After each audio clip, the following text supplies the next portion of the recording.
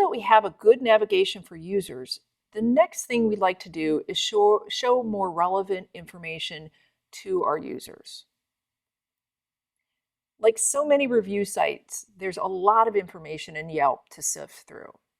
It'd be best to develop a way to show users information that's most relevant to them personally. For example, instead of selecting the reviews of businesses based on opinions of everyone, we'd like to have reviews that show reviews written by somebody similar to the user or similar to the way they rate businesses. So our challenge in this section is to order reviews in a search result by the reviewers most like the user searching. Then we'll update the application to use this new information. The Pearson similarity algorithm is widely used to compute how strongly two things are related or really correlated.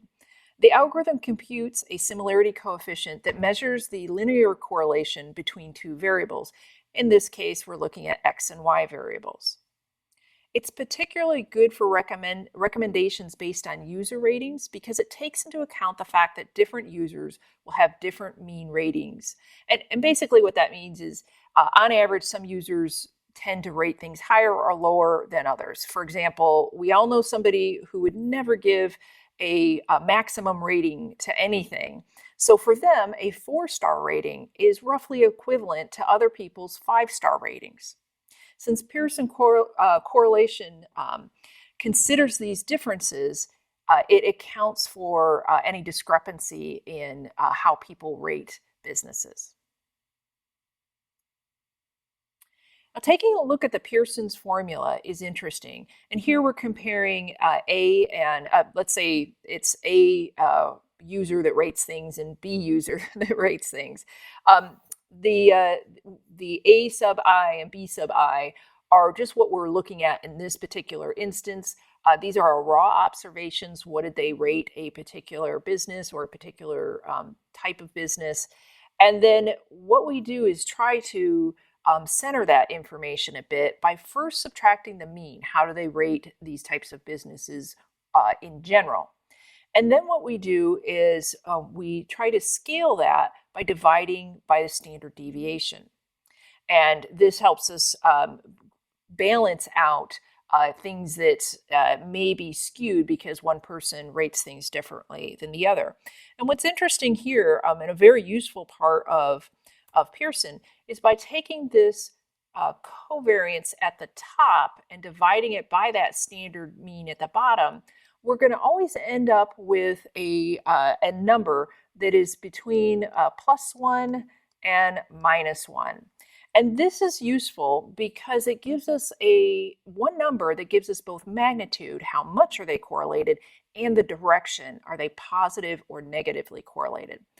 Looking here at the positive correlation, we've got a Pearson similarity of 0.69 and a positive correlation, which means as X increases in number, so does Y, or vice versa, as Y decreases, so does X.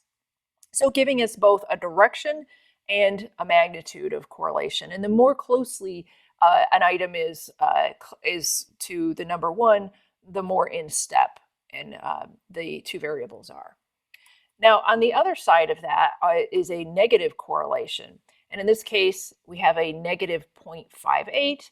As X increases in number, we actually see Y decreasing in value. So in that case, a negative correlation, which brings us to a final of no correlation, or in this case, almost no correlation. If a Pearson correlation is 0 or very close to 0, there's very little difference between the X and Y variables. And that indicates that there is, that the two variables are independent or any correlation is not able to be measured. There are two caveats with Pearson's coefficient.